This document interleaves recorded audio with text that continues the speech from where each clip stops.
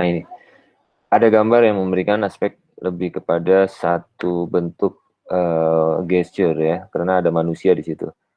Nah, mungkin manusia ini sedang menggunakan sepeda atau mungkin juga sedang ya anggaplah dari gesturnya menunjukkan bahwa dia gembira, dia memberikan aspek bahwa dia sedang merasakan sesuatu yang menyenangkan, kemudian juga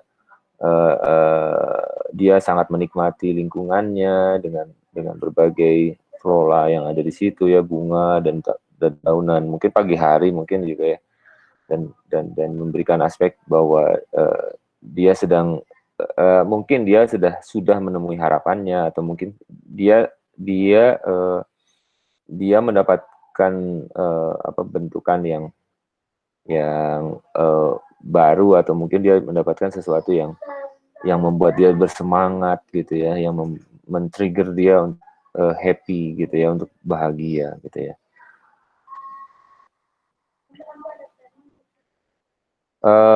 Selanjutnya ini, apa yang Anda rasakan dengan gambar ini?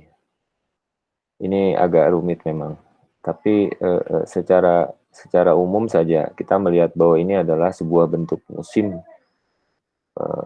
Semua orang menggunakan cloud, menggunakan apa namanya jaket gitu ya, jaket, kemudian angin bertiup sangat kencang, kemudian musimnya juga musim gugur, pastinya dingin gitu ya. Ini memberikan aspek bahwa semua orang menyelamatkan dirinya sendiri ya, melindungi dirinya sendiri gitu ya, mempercepat perjalanannya untuk menuju tujuan gitu ya, mau ke rumah kah itu atau ke suatu tempat gitu ya. Menunjukkan bahwa selfishness-nya ada gitu ya, kesendiriannya, keegoistisnya ada gitu ya, jadi semacam bentukan persepsi ya ini yang saya tambahkan di sini. Dan semuanya ingin secure gitu ya, ingin terlindungi gitu. Nah ini juga ada gambar lain, bentukan dari satu kemarahan gitu ya, satu kejengkelan, atau satu emosi, satu putus asa, satu juga mungkin rasa terpendam, membakar dirinya sendiri dan membakar emosinya. Ini kan secara konotasi ya, namun dapat dirasakan secara dinotasi bahwa ini sangat panas gitu ya, seakan-akan membentuk dirinya menjadi api gitu ya, membentuk dirinya menjadi sesuatu yang membara gitu. Ini satu hal, dan di lingkungan yang sepi, atau maksudnya dia mungkin dia di dalam sebuah kamar gitu ya, dalam sebuah tempat gitu ya, yang membuat dia sendiri gitu ya, dan ekspresifnya itu adalah bentukan yang bisa terungkap gitu ya, dalam kegelapan itu dia membakar gitu dari keadaan itu. Bentuk lain ini juga bentukan yang memang berada di dalam simpangan ya, persimpangan dari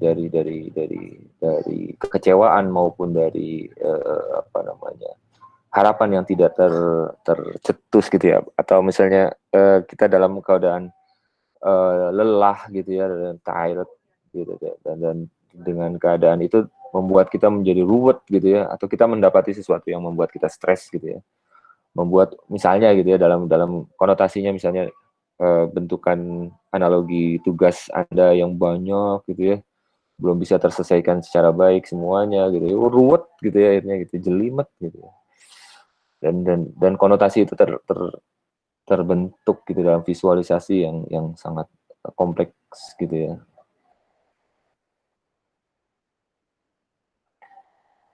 Nah, ini harapan yang udah pupus ya, jadi kematian atau mungkin judgment day, atau mungkin sesuatu yang secara masif menghancurkan ya, kayak misalnya virus corona hari ini yang membuat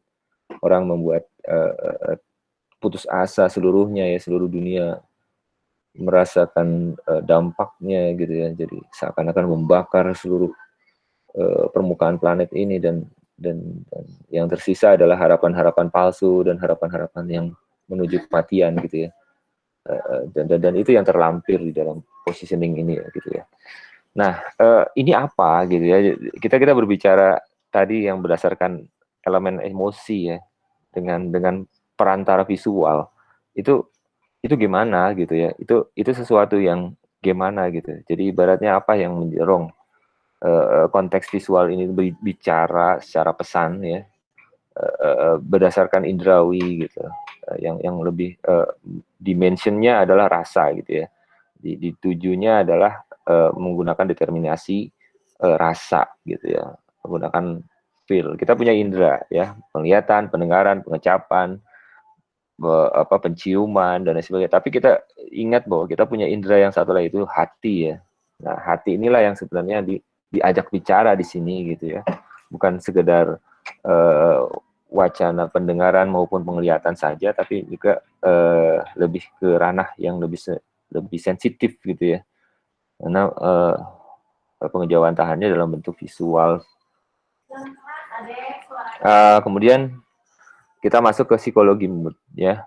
Dalam bahasa psikologi, mood adalah suasana hati ya. Mood adalah salah satu bentuk keadaan emosi ya.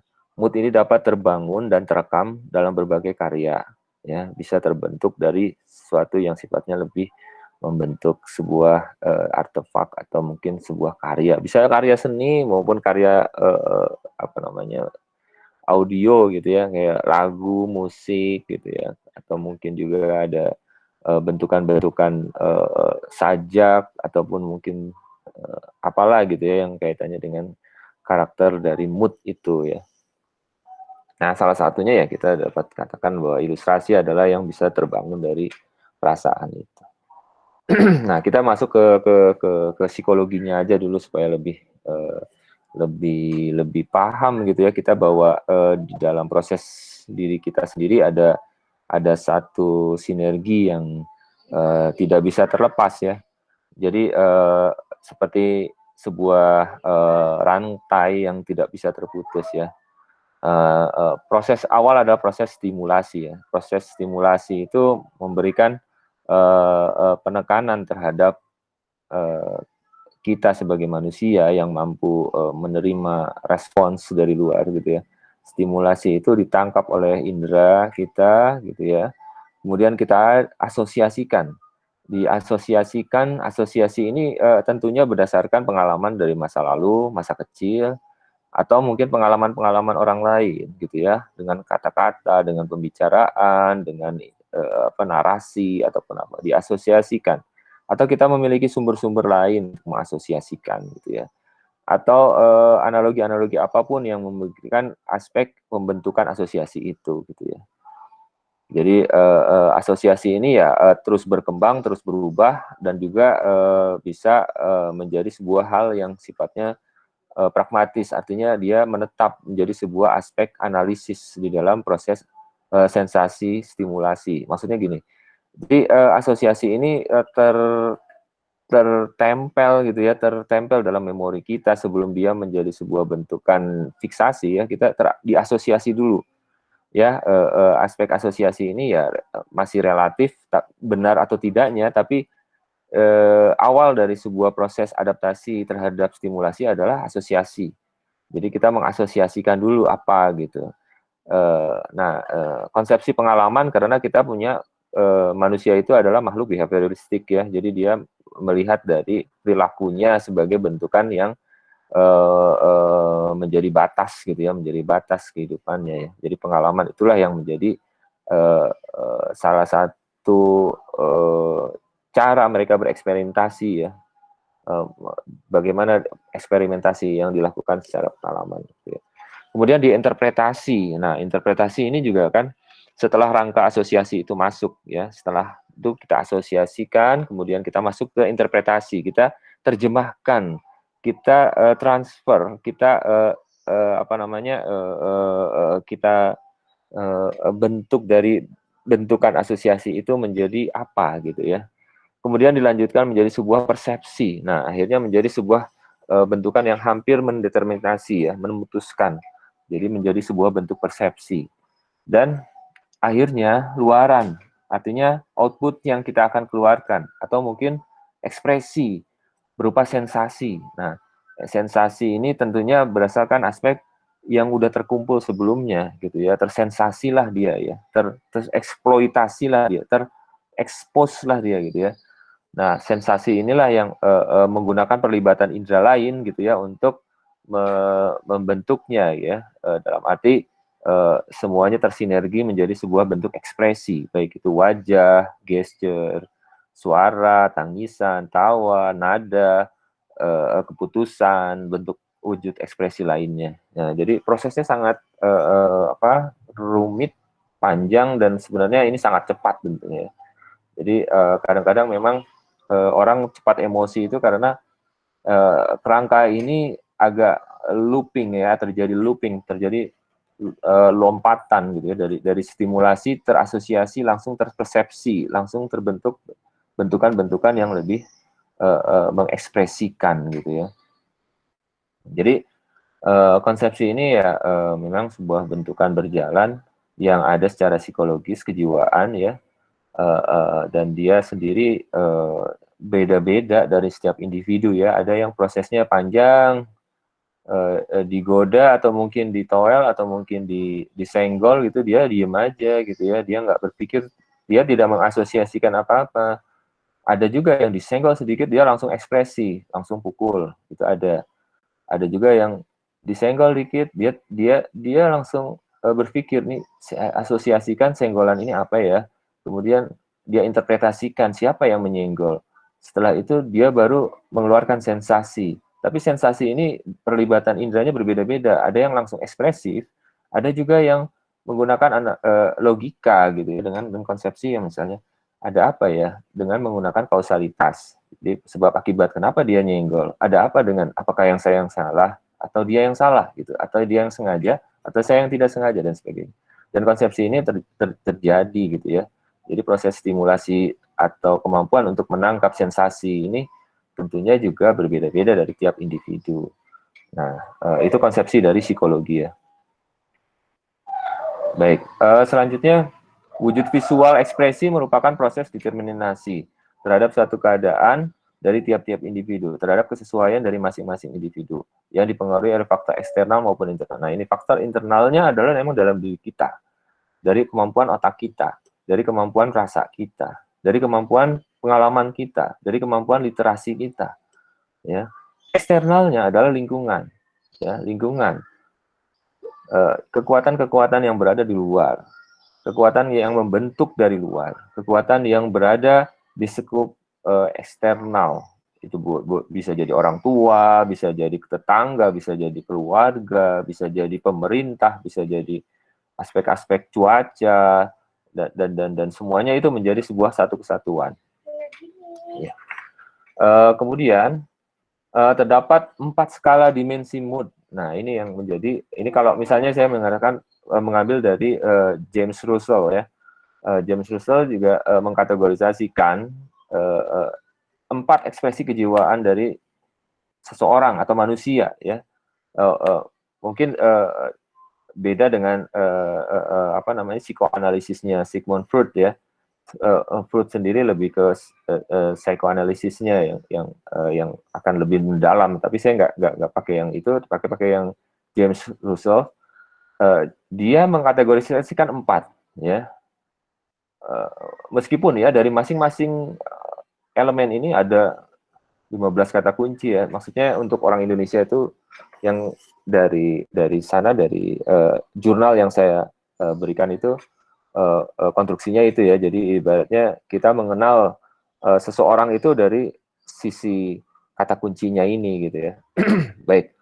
Nah, dari 4 ekspresi kejiwaan itu ada yang namanya ekspresi senang gembira ya, positive energy. Jadi dia ekspresinya itu wah, euforia banget gitu ya, lagi kayak misalnya Anda dapat hadiah 100 juta gitu ya, siapa yang ngasih nggak tahu. Wah, senang gembira banget gitu ya. Euforia banget ya. Atau mungkin nggak gitulah ya, itu taruh materialistik. Yang lebih inilah, Anda lulus ujian gitu ya, lulus lulus sesuatu gitu yang selama ini memang Anda kejar gitu ya. Anda menemukan kegembiraan yang luar biasa pada individu Anda. Nah, itu senang gembira banget, positive energy. Ya, Anda menemukan teman yang sudah lama Anda ingin ketemu, itu juga sama. Anda menemukan makanan yang selama ini Anda cari, gitu, itu positif energi. Ya, Anda ke tempat sesuatu tempat yang luar biasa eksotik banget sehingga Anda sendiri, wah, happiness-nya ada di situ gitu ya. Wah, positif energi. Anda membeli barang yang Anda sukai selama ini. Anda membeli barang yang Anda sukai kemudian, nah itu positif energi. Nah, ada juga yang sifatnya lebih kepada ekspresi tenang atau relaxation. Relaxation itu dapat dikategorikan sebagai senang, tapi dia nggak merasa bahwa itu harus euforia gitu ya. Anggaplah misalnya dia selesai dari ujian gitu ya, itu ekspresinya relaxation gitu, tenang gitu ya, damai gitu ya. Kemudian juga dia tidak apa namanya, tidak khawatir gitu ya. Dia selesai sesuatu, dia ya biasanya sore hari lah gitu ya, kalau misalnya dipikir agak-agak apa ya, analogi harian gitu ya, ada yang mungkin lebih mengarah kepada sebuah bentuk ketenangan, kedamaian, ke ke ke apa ya ibaratnya, ya sesuatu yang uh, kita tetap senang gitu, tapi senangnya tuh ya senang dalam tempo yang agak rendah gitu ya. Jadi nggak senang banget, nggak senang senang terlalu besar, tapi senang, saya lagi senang, lagi tenang. Nah, gitu, ya mungkin konsepsinya itu. Ada yang ekspresinya kecewa mendalam, artinya negatif activation. Ditinggal oleh orang yang dicintai, ditinggal sama orang tua meninggal, atau mungkin saudara meninggal, atau mungkin keluarga meninggal, atau mungkin sesuatu terjadi pada diri kita gitu ya, yang membuat kita sendiri kecewa. Putus cinta juga kadang-kadang seperti itu, dan lain sebagainya ya. Jadi ekspresi kecewa mendalam, sesuatu hope yang tiba-tiba dipotong gitu ya, nggak lulus sesuatu, harus mengulang setahun lagi, ada kecewanya luar biasa. Mau teriak susah, mau teriak juga nggak apa-apa sebenarnya gitu dan sebagainya. Jadi ekspresinya rada terekspos, seakan-akan nggak, kehidupan itu udah tidak ada artinya gitu ya, dan lain sebagainya lah. Ada juga ekspresi tiredness atau putus asa. Putus asa maksudnya bukan putus asa dalam arti tidak ada, tapi dia merasa bahwa aduh udah capek, udah semua dilakukan, ternyata belum beres juga, ternyata belum selesai juga, ternyata belum ketemu juga. Ya jadi ibaratnya ada keputusasaan di situ, cuma merasa bahwa langkah-langkahnya udah maksimal tapi belum, oke, ya sudah, gimana lagi gitu ya, dan ya, jadi ekspresi-ekspresi yang seperti itu gitu. Ini juga menjadi salah satu dari indikator di mana kita sendiri bisa menentukan. Nah, kalau misalnya lihat kuadran yang di sini ya, memberikan aspek positif energi itu adanya di kiri atas, gitu ya. Kiri atas ya, dia terdiri dari sifat aktif, energik, antusias, dan semangat gitu ya. Jadi dia positif energi. Kalau relaxation itu di kanan ya, di kanan ya, dia terdiri dari sifat santai, kalem gitu ya, damai, tenang gitu ya. Kemudian ada negatif activation, dia terdiri dari takut, marah, cemas, gugup dan sebagainya gitu ya. Jadi satu keputusasaan, satu ya bentuk dari kekecewaan berat gitu. Tiredness ya, dari sifat dari bosan gitu ya, boring gitu, jemu, letih, malas dan sebagainya ya. Eksepsi itu. Nah, kalau dari ekspresi ya mungkin emoticon ini ya bisa di ya, kalau kita biasa kan menggunakan emoticon ya di dalam WhatsApp atau mungkin di dalam Line atau mungkin media-media lain.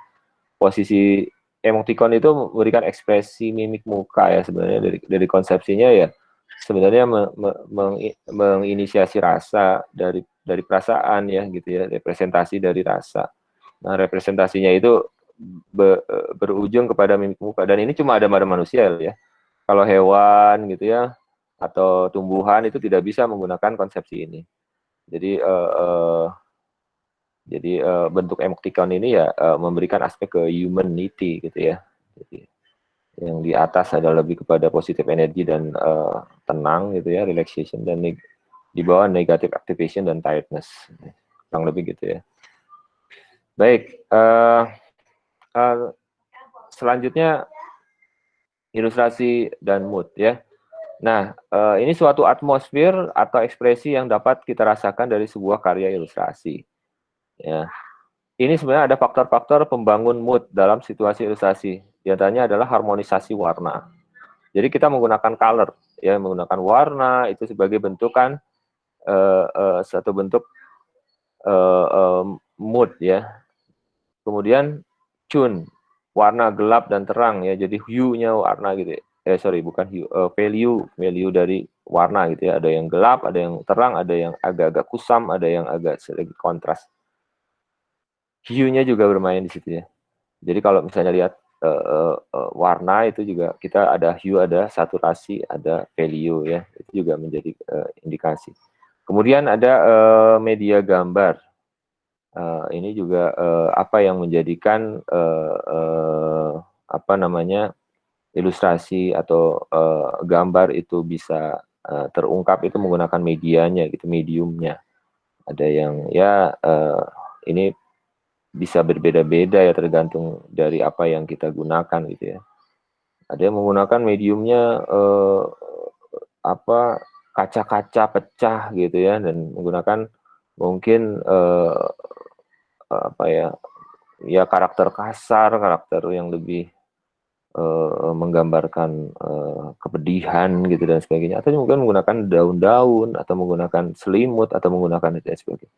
Itu mengindikasikan bahwa itu pendekatan-pendekatan dari sebuah media ya di dalam menginisiasi rasa. Facial expression yang tadi yang emoticon itu ya, jadi lebih kepada gestur dari wajah, kemudian apa namanya mimik muka gitu ya, kemudian dari gestur, dari sikap tubuh, dari bentuk tubuh, dari dan sebagainya, dan kemudian juga dari konstruksi komposisinya ya, layoutnya, dari rananya, dari apa namanya ya ibaratnya pendekatan posisi ya, pendekatan posisi dan objek ya, ya nanti akan terlihat ketika Anda lakukan eksperimentasi. Nah, dengan berbagai eksplorasi objek atau lokasi yang sama dapat menampilkan mood yang berbeda. Nah, ini juga berkaitan dengan kekuatan eksplorasi dari si objeknya. Padahal misalnya sama objeknya atau mungkin lokasinya sama, tapi moodnya bisa berbeda-beda ya. Jadi tergantung eksplorasi yang kita lakukan. Nah, makanya itu pendalaman terhadap rasanya itu harus dikuatkan dulu. Jadi di dalam konsepsinya bagaimana kita menempatkan rasa yang sangat senang, kita kadang menggunakan kontras ya. Soalnya kalau yang kontras itu ya dapat membentuk bagiannya jauh lebih terlihat gitu ya.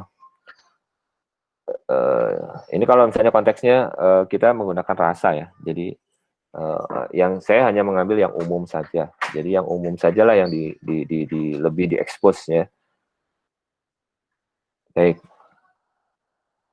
Nah, ini contohnya kalau misalnya Anda lihat ada 4 gambar di sini. Nah, ini kita menggunakan perlibatan rasa yang tadi ada perasaan yang senang, ada perasaan yang biasa-biasa tapi senang, ada perasaan yang benar-benar kecewa berat, benar-benar tapi terpendam gitu ya. Ada perasaan yang udah bosan, boring dan sebagainya. Di situ ada ya.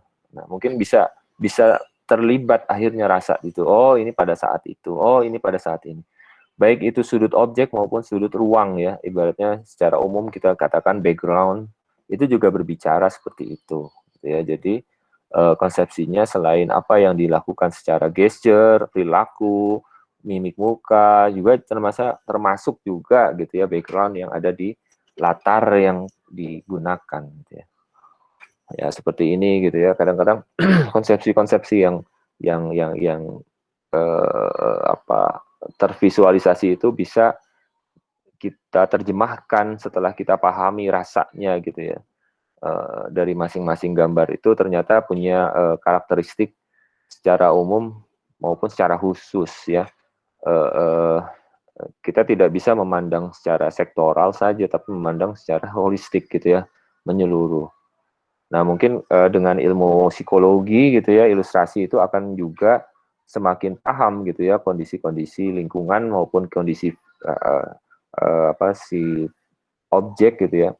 Karena kecenderungannya manusia yang memiliki karakter ketika dia lagi sadness itu dia tidak mau berada bersama ramai-ramai gitu ya. Kecenderungannya dia akan lebih closer, lebih tertutup, lebih kesendirian, lebih menyendiri, lebih gelap dan sebagainya. Itu mengindikasikan bahwa itu adalah ruangnya, ya. Sementara kalau misalnya dia lagi happiness, lagi dapat kegembiraan, dia ingin berkumpul sama teman-temannya, kemudian menggunakan baju-baju yang lebih warna-warni gitu ya.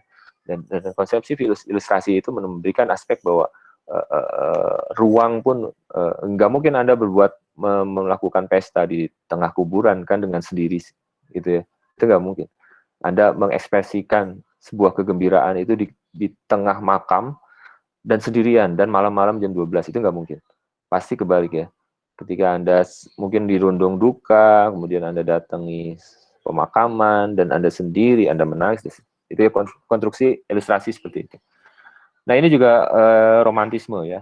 Konsepsi romantisme di sini sebenarnya menjadi sebagai bentuk ekspresi yang tertangkap gitu ya. Karena romantisme itu sebenarnya lebih mengibaratkan kegembiraan individual ya, lebih melihat bahwa aspek individual itulah yang menjadi konotasinya ya. Jadi ketika kita merasa bahwa bentukan romantisme itu membentuk visual gitu ya, itu aspek ruangnya itu jauh lebih sendirian gitu. Dunia ini milik berdua gitu ya, konsepsi bahwa dia tidak ada yang lain selain mereka di tengah misalnya ya. Ini kan ada dua gambar yang berbeda gitu ya. Dua gambar yang memberikan aspek bahwa ruangnya itu berbicara berbeda gitu ya. Yang satu ruangannya lebih agak-agak memiliki karakter dukungan gitu ya. Yang satu lagi tidak mendukung gitu ya. Tapi di tengah ketidakmendukungan itu dia tetap menguatkan karakternya gitu ya. Jadi itulah ya feelingnya kita yang harus digunakan. Nah, konsepsi lain adalah konsepsi terhadap misalnya konsepsi apa ya ibaratnya landscape ya. Ini nih landscape dari sesuatu yang kita bisa bicarakan gitu ya. Ada landscape, meskipun landscape tersebut bukan kewenangan kita di dalam membentuknya ya, tapi pada prinsipnya karena perlibatan objek dalam landscape kan itu tidak terlihat ya. Karena landscape itu ya karya Tuhan ya. Ada bentukan-bentukan gunung, sungai, dan sebagainya. Tapi kita bisa mengabarkan bahwa konsepsi yang ada di landscape itu dalam suasana dan rasa yang seperti apa gitu ya. Ya inilah yang direkam kemudian dijadikan visual yang membentuk rangkaian karya seperti ini gitu ya. Nah ini konsepsi klasik ya yang memberikan bentukan-bentukan yang ya kalau misalnya direpresentasikan sebuah gedung gitu ya, perasaan itu juga terlibat gitu ya dari gedung-gedung ya. Ini misalnya sebuah gedung tua gitu ya, kemudian dia misalnya dalam keadaan senang gitu ya, kemudian dalam keadaan sendu, dalam keadaan mellow gitu dan sebagainya, itu terekam gitu ya dalam konsepsi pewarnaan maupun gaya-gaya visualnya. Ini juga memberikan aspek landscape, tapi ada juga keterlibatan dari objek di situ ya, sebuah titik pandang yang sama gitu dari sebuah kota gitu ya. Nah di situ memberikan pendekatan-pendekatan yang berbeda gitu ya, pendekatan yang satu dengan yang lainnya berbeda-beda gitu, dengan perasaan yang juga terlibat di sana gitu ya. Nah, oke. Sebelum masuk ke tugas, ya mungkin bahasanya nggak ada resumenya, cuma kurang lebih seperti itu. Nah, barangkali ada yang mau ditanyakan dahulu sebelum apa? Jadi gini, nanti ada tugas memang ya. Jadi ini tugas pertama. Yang kemarin belum saya komentari semua ya. Jadi ditunggu aja. Tapi saya cukup apresiasi karya-karyanya cukup bagus ya, sangat cukup menarik, dan pertahankan yang ada sekarang itu. Nah, sekarang kita masuk ke bentukan ilustrasi. Ada 4 tugas dalam ilustrasi, tapi satu persatu nanti kita bahas. Jadi yang pertama adalah tugas ini, yaitu tugas tentang mood ya, rasa gitu ya, antara rasa dan apa namanya, illustration ya, feel illustration gitu ya. Oke, ada pertanyaan nggak kira-kira? Ada yang belum ini nggak? Ada diskusi sebelum kita? Boleh? Gambar-gambar yang di LMS itu kok error ya? Oh gitu ya? Iya, Oh, yang Ya, mana tuh? Yang mananya? di bawah-bawahnya deh. yang minggu kedua itu loh. Oh iya iya iya. konsepsi tersebut secara visual. Oke oke. Itu sebenarnya gambar ya emoticon itu sih, gambar emoticon. Nah itu memang nggak bisa saya langsung copy paste sehingga gambar yang di LMS itu tidak terlihat. Tapi pada prinsipnya gambar itu ada, tadi saya sampaikan nanti saya share juga yang apa namanya, PowerPoint-nya. Nah, nanti di PowerPoint-nya juga ada ya. Nanti saya kasih juga itu gambar. Gitu. Tapi sejauh ini gimana? Dari apa namanya, materi yang kita apa namanya, kita angkat secara umum, bisa tangkap nggak? Enggak, Bisa, Pak. bisa mudah, bisa paham dengan mudah gitu. alhamdulillah. Halo, insya Allah ya. Bisa. Kita coba aja ya. Jadi gini, kita akan coba eksperimentasi ya. Jadi kita coba eksperimenkan. Ya, jadi ada tugas nih ya. Ada tugas. Ini masih ke layar share belum? Masih ya?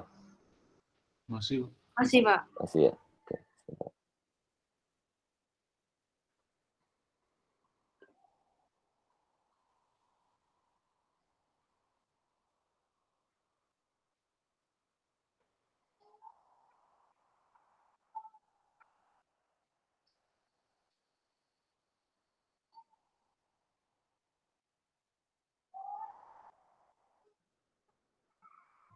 Bentar ya.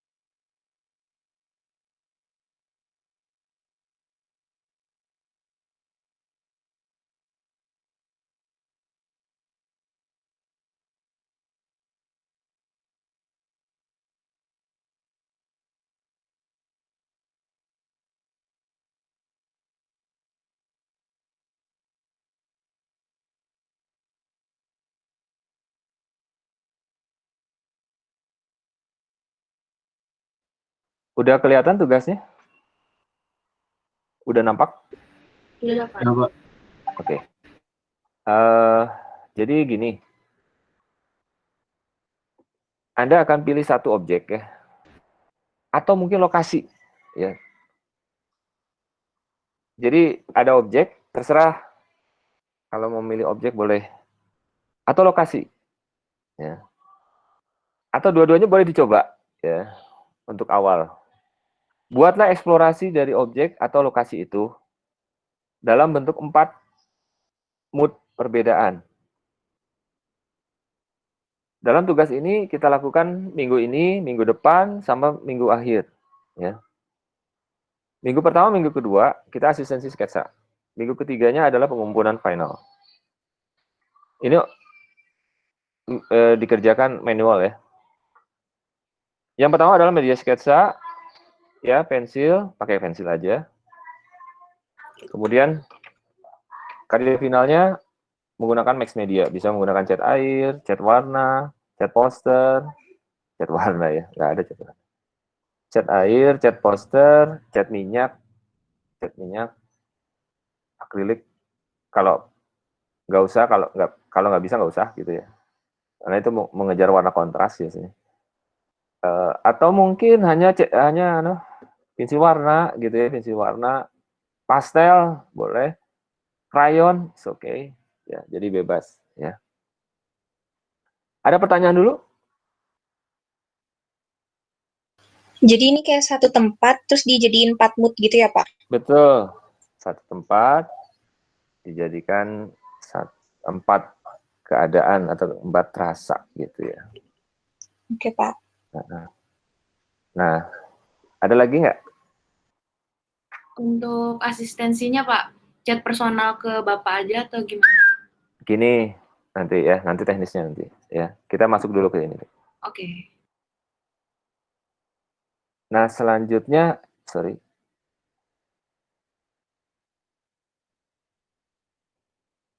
Nah, ini gambar itu bisa bentuknya seperti ini. Ya, mood 1, mood 2, mood 3, mood 4. Ya. Terus bisa juga 1, 2, 3. Nah, ini kayak komik gini gitu ya. Terserah gitu ya. Nah, ini layoutnya ya. Jadi boleh landscape, boleh portrait, boleh juga memanjang gitu ya.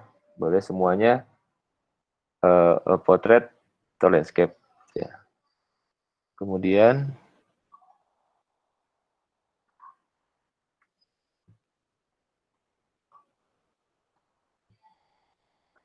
nah ini kalau pengumpulan tapi nanti lah ya. Ini masih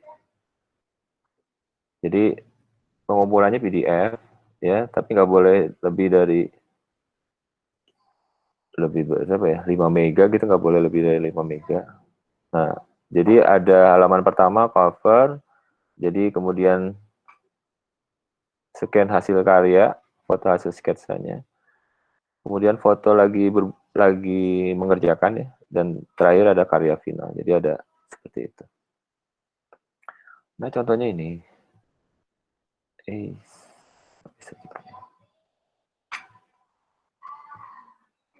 Nah, ini. Kelihatan ya? Model karyanya seperti itu. Ya. Ada 4 gitu ya.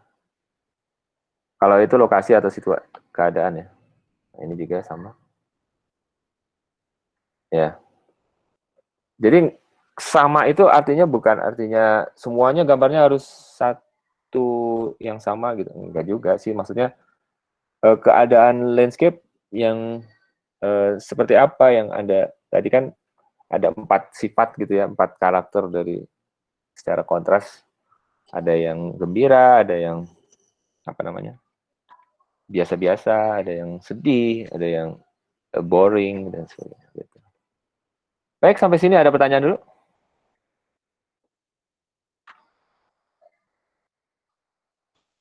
Pak, untuk sketsa diwarnain gitu, Pak? Nggak usah, kalau sketsa. Sebentar ya, saya kasih contoh.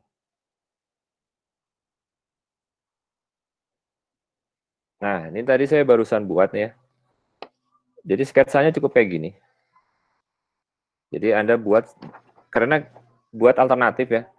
Buat alternatif 2 atau 3 gitu ya.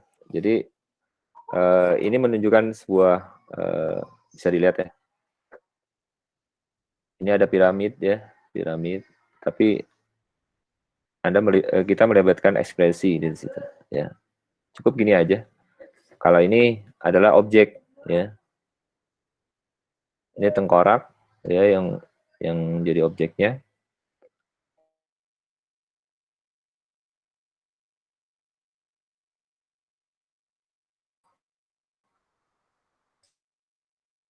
memiliki power ya. Seperti itu. Oke. Kurang lebih kayak gitu aja ya.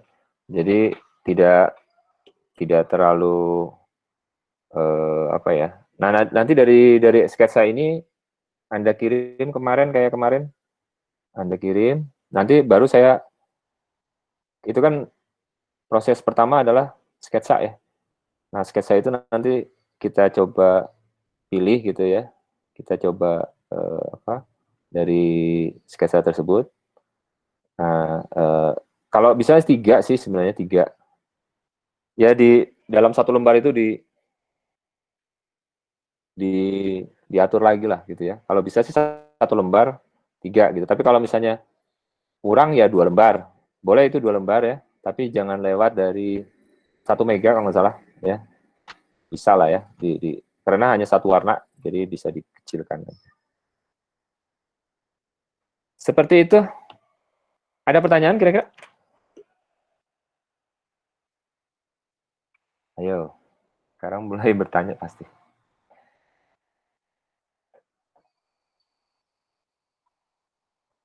Jelas, Pak. Jelas ya?